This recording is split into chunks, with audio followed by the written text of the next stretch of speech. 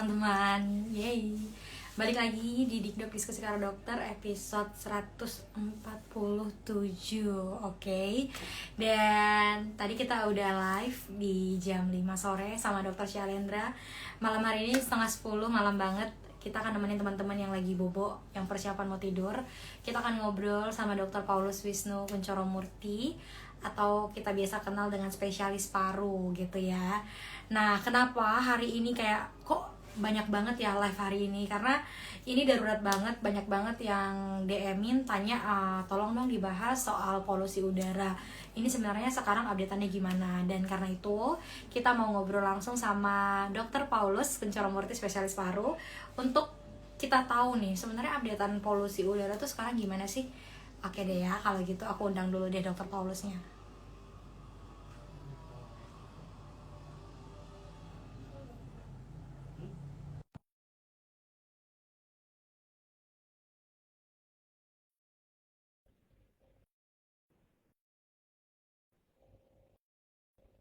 Oke, lagi diundang Dr. Paulusnya ya. Tunggu sebentar. Hmm.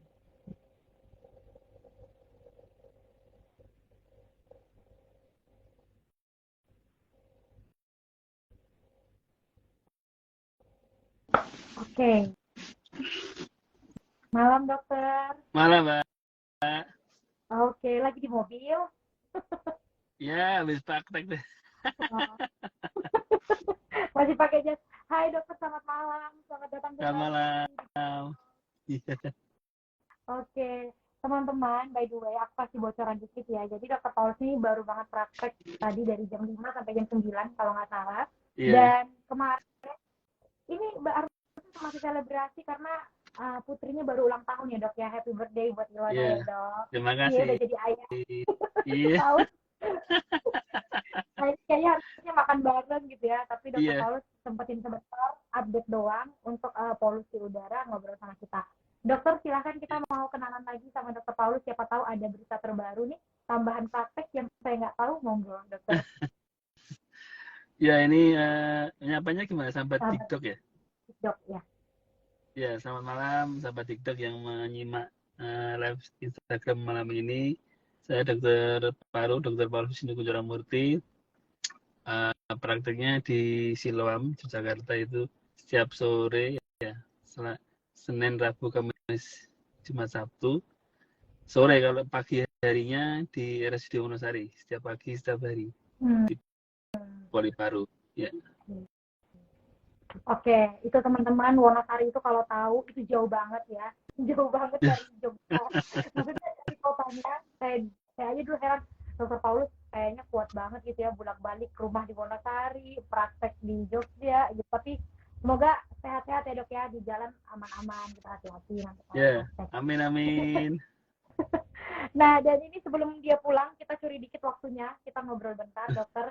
Kemarin waktu lagi rame banget polusi udara, itu kan sampai apa ya, sampai presiden aja diminta statement ya dok ya, maksudnya diminta ini gimana nih ke Ya, depannya. Dan dokter pun kemarin sempat diundang di salah satu stasiun TV ya. online gitu ya, untuk kasih pernyataan online ini sebenarnya status kita gimana. Nah, ini kan udah jalan seminggu lebih ya dok ya. Kalau yang kemarin itu dok, kita mau bahas yang kemarin. Sebenarnya yang kemarin itu emang sebahaya itu kah, atau karena media aja dok di lebay-lebayin? Ya, jadi kenapa sampai presiden segala apa ya membuat satu warning ya kepada kita, karena memang tingkat polusi saat ini yang mungkin diwakili Jakarta ya, itu sudah sangat tinggi. Jadi kalau dalam hasil ukuran dari pihak terkait itu sudah ya 9 kali ukuran yang normal dari WHO, di atas ya di atas normal. Jadi sudah 9 kali ukuran normalnya. Masing-masing partikel yang diukur itu sampai kemarin sudah 9 kali. Dan tingkat kasus yang didapat di masing-masing pelayanan kesehatan itu sangat tinggi. Jadi semenjak diteliti mungkin di bulan Agustus ya, itu ternyata angka telemedicine untuk keluhan akibat polusi udara meningkat tajam. Jadi sampai 200%. Jadi dari yang dulunya nggak pernah telemedicine ke dokter, itu kasusnya meningkat sampai 200. Ditambah dengan hasil pengukuran dari pihak terkait itu, angka polusinya naik sampai 9 kali ukuran normal WHO. Ini yang menjadikan dari pihak dari Presiden Jokowi yang istilahnya ya, memang warning banget. Iya benar.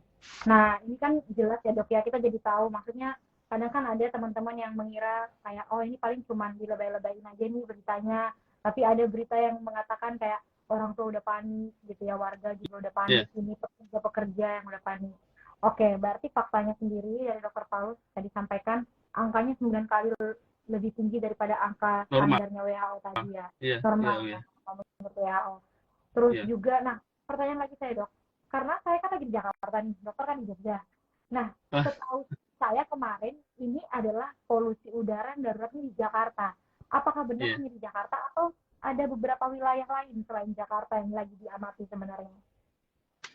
Jadi kalau bilang polusi udara memang sebenarnya bukan hanya di Jakarta ya. Jadi kota-kota dengan tingkat industri dan tingkat hunian yang tinggi ya. Jadi istilahnya kita bicara mengenai transportasi, kemudian industri, kemudian kegiatan masyarakat yang hebat itu jelas ada polusi. Jadi kalau urutannya Jakarta, Surabaya, Semarang, Medan dan sebagainya itu sebenarnya kalau dihitung itu juga polusinya tinggi. Cuman saat ini yang mungkin karena alatnya belum bisa mengelilingi ya. Jadi itu yang masih dilaporkan ya dari Jakarta dulu.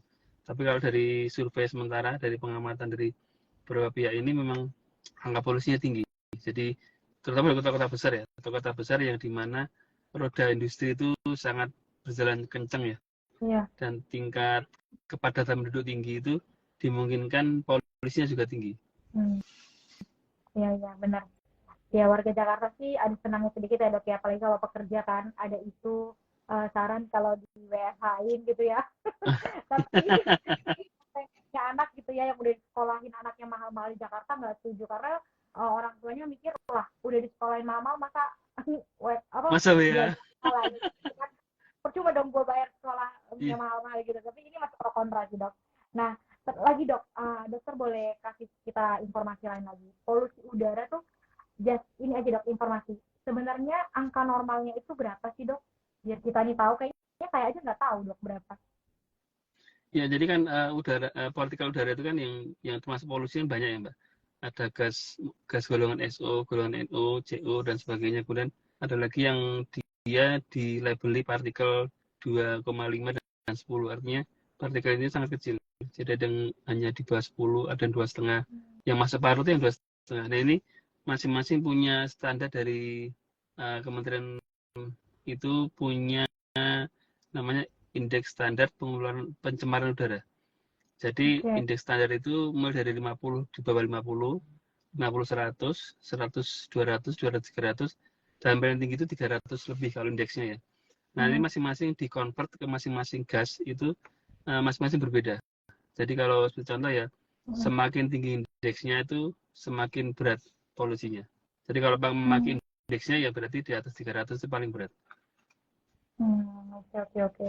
Oke, ngerti sedikit ya saya dok. Nanti saya tonton ulang lagi karena angkanya kayaknya masuk kiri keluar kanan ini angka apa aja tadi. nanti saya nonton lagi. Oke, tadi dokter udah sampaikan faktanya juga, pertimbangan dari pemerintah itu kayak angka telemedicine aja naik banget gitu ya. Mungkin karena banyak kita itu warga negara takut juga ya jadinya karena tadi ada polusi, ada isu yang polusi kayak gitu. Nah, dokter sendiri selama 2 minggu terakhir deh dok di praktek sendiri, apakah memang terjadi di lapangan seperti itu gitu? Banyak mungkin dokter temukan keluhan yang arahnya itu karena si polusi ini dok, walaupun di Jogja ya sebenarnya. Iya, jadi di Jogja sendiri selain sebenarnya kita bicara ya bukan hanya faktor polusi ya, tapi juga faktor udara ya. Sekarang kan masih dingin ya, masih udara dingin. Cuma kalau dari lihat polusi, maka angka kejadian misalnya seperti ISPA itu meningkat tajam. Kemudian angka kejadian pneumonia juga naik. Lalu yang punya asma nih Mbak, punya asma itu kumat lagi, banyak kumat. Jadi kalau kita wawancara interview itu selain udara, tapi sebagian besar itu karena merasa polusinya semakin tinggi. Misalnya udaranya jadi kotor ya dok. Kemudian dia juga merasa kalau di luaran gitu dia kayak ampek ya, karena menerima partikel dari pembuangan mobil, motor, dan juga lingkungan yang industri. Ini dirasakan dari masyarakat itu semakin tinggi angka kejadian penyakitnya, angka rawat jalannya, sampai angka rawat inapnya. Itu juga mulai meningkat di bulan-bulan Juli, Agustus ini. Akhir Juli ke Agustus, iya benar. Oke. Oh, berarti ini fakta baru lagi ya dok ya. Saya jadi tahu ternyata pasien-pasien atau kita yang dengan ada riwayat asma ini berdampak banget ya ketika ada kejadian udara yang lagi nggak baik ini. Oh, pasien banget ya. Oke. Tadi dokter juga udah sebutkan angka rawat inap aja naik, rawat jalan juga naik gitu, mengeluhkan. Nah dok, kemarin itu kan banyak, saya juga termasuk yang kena drop sih dok kemarin tuh, kayak batuk pilek, terus dan agak lama 2 mingguan. Udah takut sih ini ispa apa enggak ya, cuman males berobat ya kan dok. Nah, gimana dok? Gimana kita mengenali apakah kita juga termasuk salah satu yang tadi termasuk dalam apa ya, dampak yang berdampak gara-gara polusi udara ini? Ya, jadi kalau kita melihat dari paling enggak 1 bulan terakhir ya, di mana aktivitas kita itu berada di lingkungan yang risiko tinggi. Seperti misalnya orang yang bekerja di pabrik, orang yang sekitarnya itu ada pabrik, orang yang sehari-harinya naik motor, yang langsung bersentuhan dengan polusi jalanan, orang yang bekerja di pinggir jalan.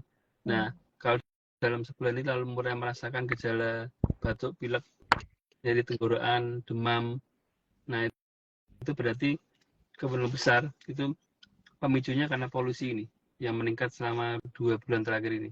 Itu. Oke. Ya, itu tadi tambahannya ya gitu. Oke, tadi saya mau tambahin dok, gejalanya kalau kantong kering gitu ya. Cuman nggak jadi.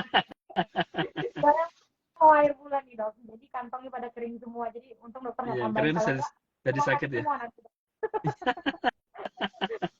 Oke, dok, dulu itu saya ingat banget waktu di sekolah tuh dipelajari tentang sirkulasi udara ya. Mungkin dokter boleh kasih tahu lagi dong ke kita gimana sih jalannya itu polusi tadi kan partikel ya. Kenapa dia bisa mempengaruhi paru-paru kita? Proses jalannya itu gimana dok? Ya, jadi partikel yang ada di udara, partikel polusi itu kan ukurannya macam-macam ya mbak. Jadi prinsipnya semakin kecil itu dia akan semakin masuk ke paru-paru yang paling bawah. Jadi kalau dia masih ukuran di atas 10-20 mikrometer gitu ya, nanti dia masih terhenti di hidung. Lalu semakin kecil, misalnya 10-7, lalu 5, 2,5, itu nanti dia akan turun-turun. Kalau udah mulai di bawah 2,5 atau 1, dia berpotensi menembus dari alveoli atau masuk ke paru. Jadi semakin kecil, partikel-partikel ini akan bisa menembus masuk paru. Nah, kalau dia sudah masuk paru, tergantung dari sistem pertahanan paru. Apakah dia bisa menghalau si polusi ini, atau dia malah kalah. Kalau ternyata jumlah partikel kecilnya itu banyak, dia bisa sampai nanti menimbulkan kerusakan di paru, mulai dari alveoli, jaringan paru. Kemudian urutan berikutnya, dia bisa istilahnya migrasi ya, masuk ke pembuluh darah. Nah, itu yang bahaya. Nah, begitu masuk pembuluh darah, nanti timbul masalah baru.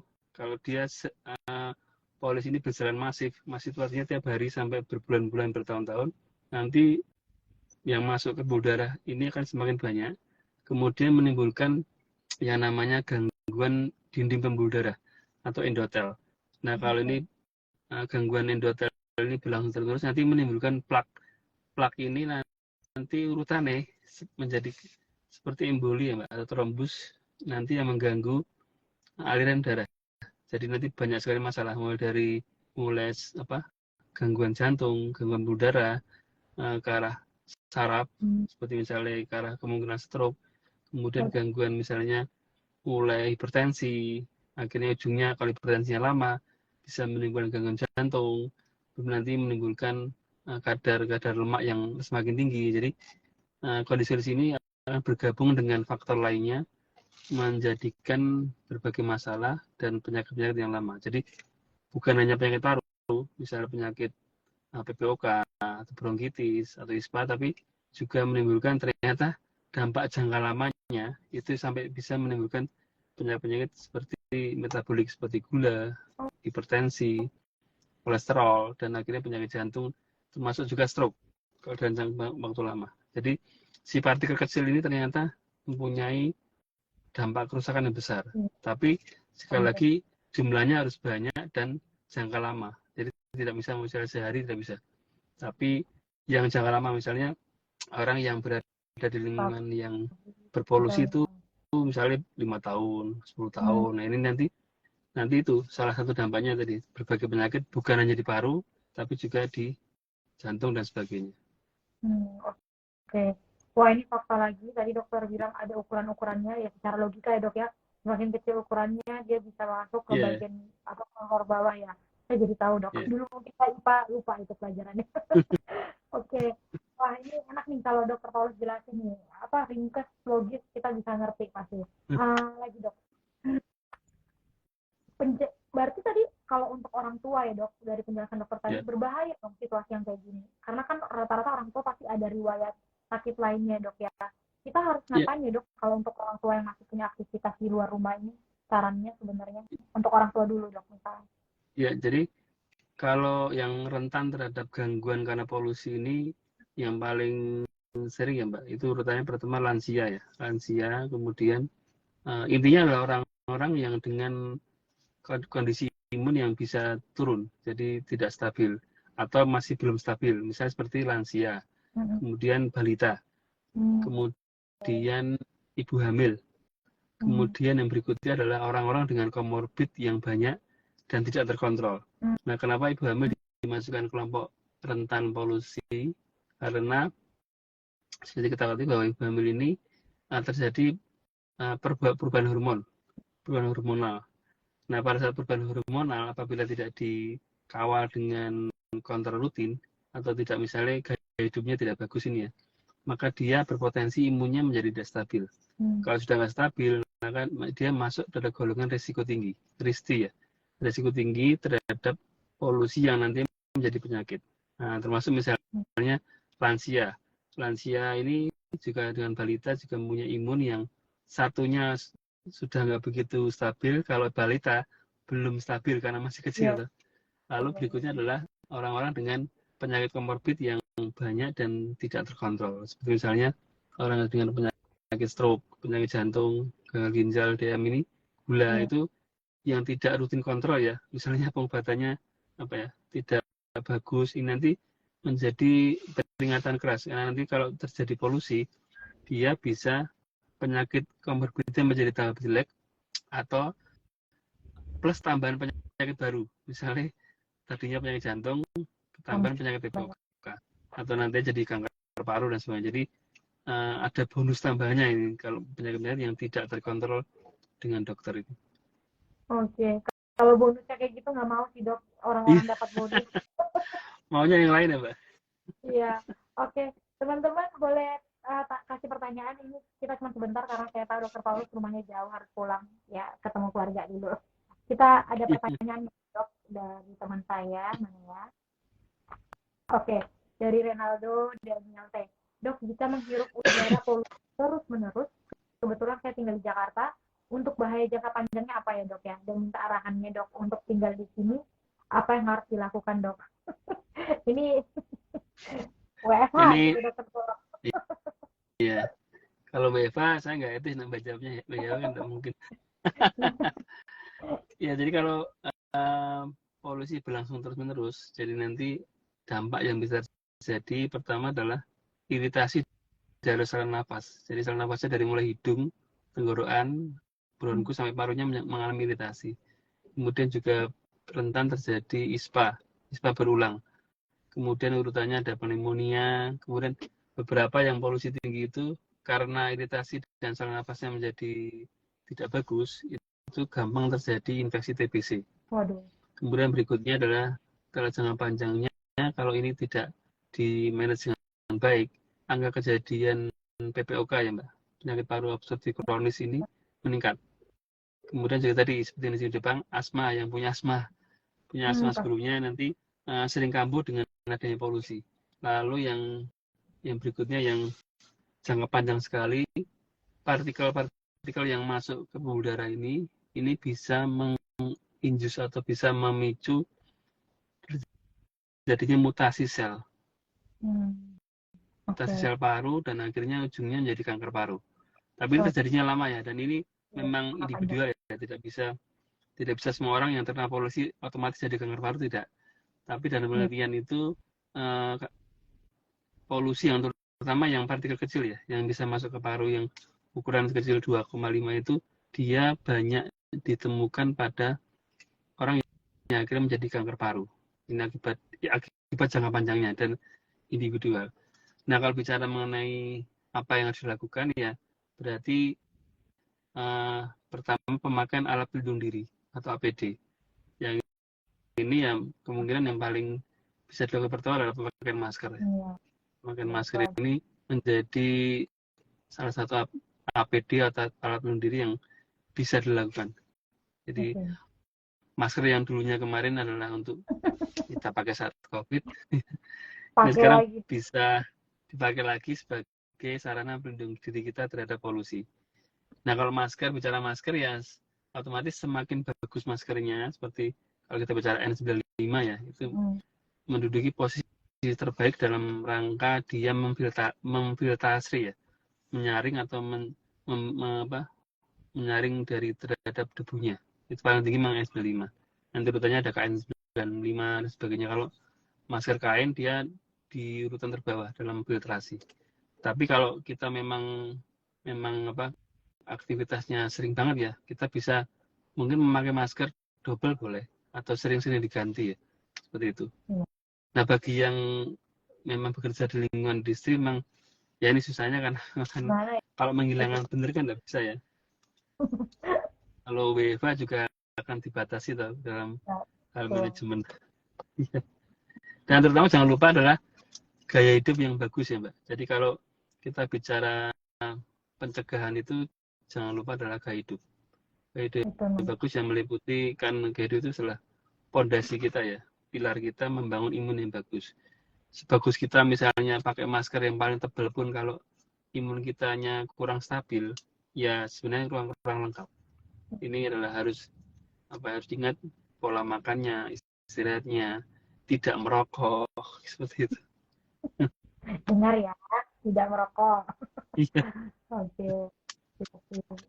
Setuju sih dok. Ya sebenarnya semua hal yang terjadi di kehidupan kita ini pola hidup pertama sebenarnya kuncinya ya dok ya. Iya boleh hidup. Cuman ya apalah ya namanya, saya aja tadi baru makan Indomie dok. Mana?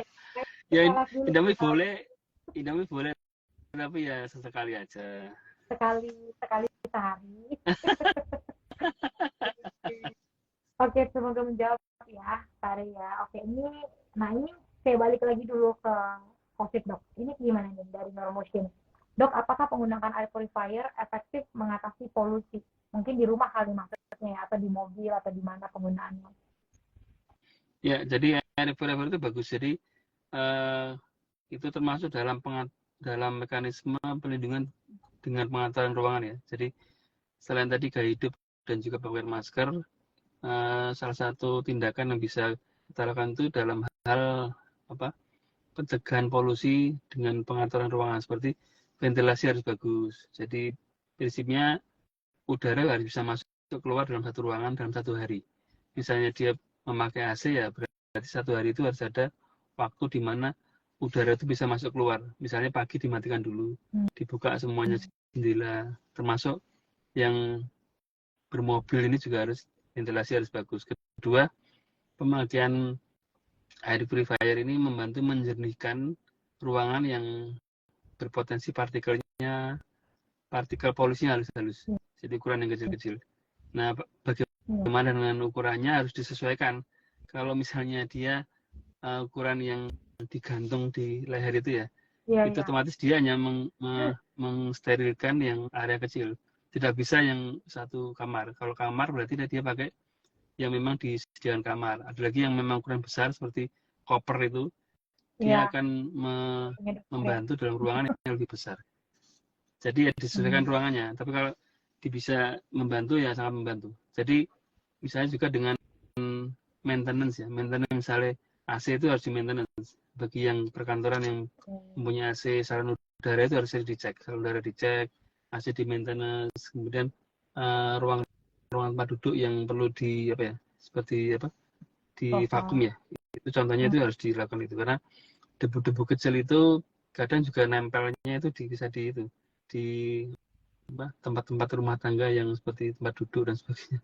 Ini yang kadang-kadang terlupa. Yang bawah dipel tapi yang tempat itu jarang di maintenance. Si dokter bisa lantai dipel tapi tempat duduknya tokonya nggak pernah dibersihin ya juga sih, sama aja. Oke, semoga menjawab. Ayo guys, sedikit lagi nih waktu kita, satu lagi ya Dok ya, bisa ya pertanyaan ini. Ada dari Suntari 22.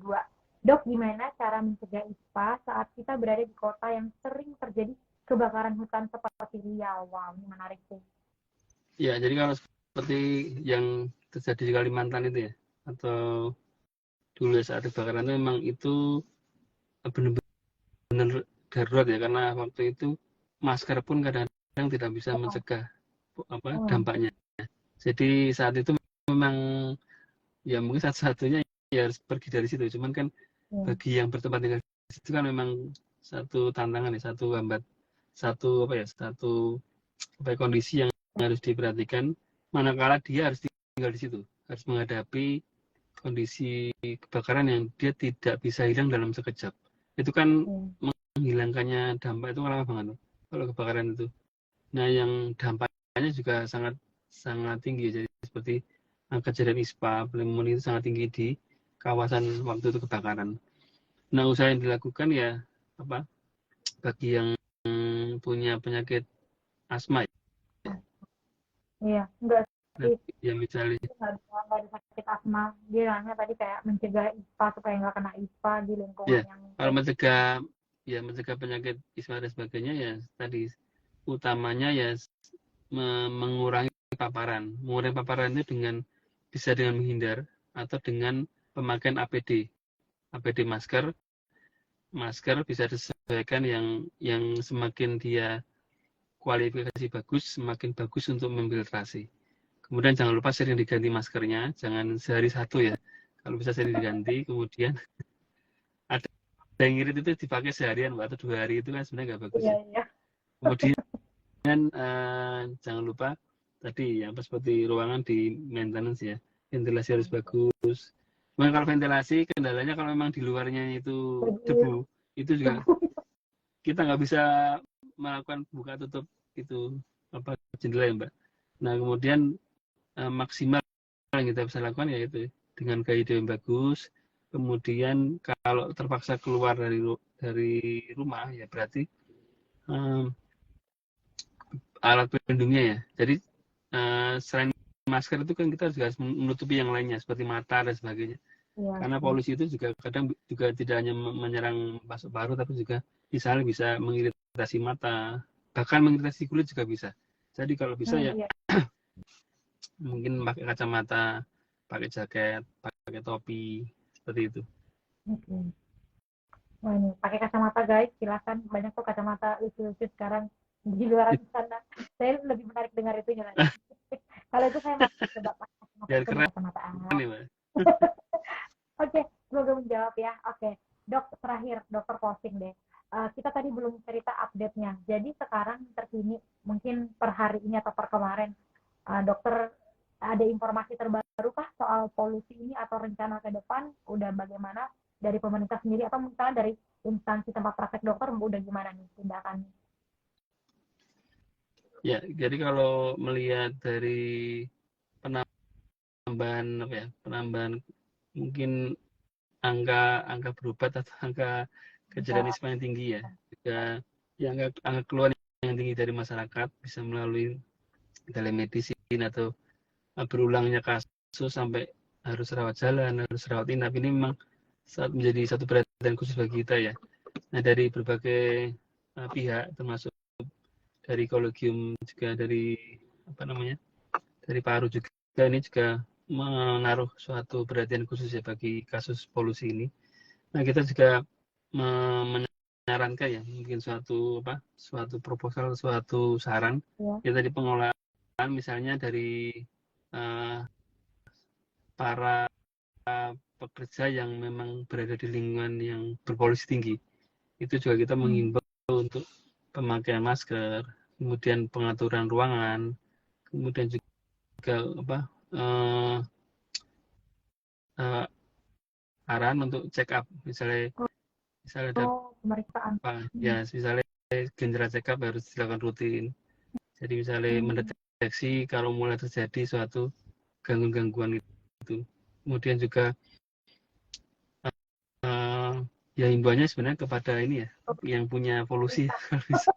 Ya, yang punya misalnya kalau kita bicara polusi kan berarti terkait transportasi, industri ini, kepada pihak-pihak yang mempunyai sumber-sumber terkait ini ya, mungkin maintenance polusi ini sebagai mungkin pengelolaan limbah, kemudian pengaturan gas buang, kemudian pengaturan pembuangan asap dan sebagainya, ini memang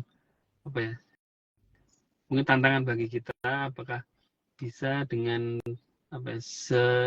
seminimal mungkin untuk efek ke masyarakat. Ya kendalanya karena memang kadang-kadang industri itu kan diletakkan di lingkungan padat masyarakat ya.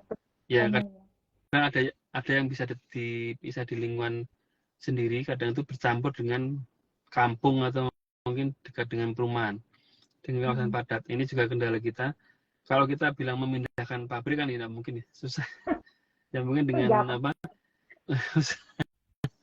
usaha mungkin ya dari pihak pemilik istilahnya yang menghasilkan produk polusi ini, mungkin dengan maintenance yang kedepannya lebih bagus ya, dengan pengaturan sistem pembuangan, kemudian pengaturan sistem pembuangan limbah, maintenance untuk pengukuran kadar polusi, kemudian juga jangan lupa untuk maintenance pegawai-pegawainya yang bekerja di polusi, seperti itu.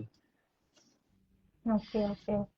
Iya, dan mungkin kalau saya boleh tambahin dok ya, mungkin kita yang sekarang kayak ada yang ketakutan banget gitu ya, apalagi kalau punya anak ya dok ya, pasti takut dokter. Mungkin kalau lagi di Jakarta pasti nggak akan keluar sih dok, saya yakin. Kayak jangan kayak pakai air purifier bebek itu di mana-mana gitu ya. Ya kita lebih wise lagi sih, pilih informasi update itu update itu penting banget, termasuk malam ini kita lakukan update supaya teman-teman tahu saat ini tuh situasinya seperti apa sih terkait si polusi ini yang kita lagi bicarakan di mana-mana. Oke deh teman-teman, ini jam 10:05, baik kita seperti sama Dr. Paulus. Terima kasih banyak update-annya, informasinya, ilmu-ilmunya malam ini. Jadi teman-teman yang mau ketemu Dr. Paulus yang ada di Yogyakarta dan sekitarnya bisa kemana aja dok ketemunya? Bisa kalau sore di Siloam, kalau pagi di RSUD Wonosari. Tuh, jangan ganggu jam keluarganya ya. Ini saya lagi ganggu jam pulangnya sebenarnya. Mohon maaf dokter. Oke. Terima kasih banyak, sehat-sehat. Salam sama Cici sama Iwana. Kalau gitu kita pamit. Hati-hati di jalan, dokter. Ya, terima kasih.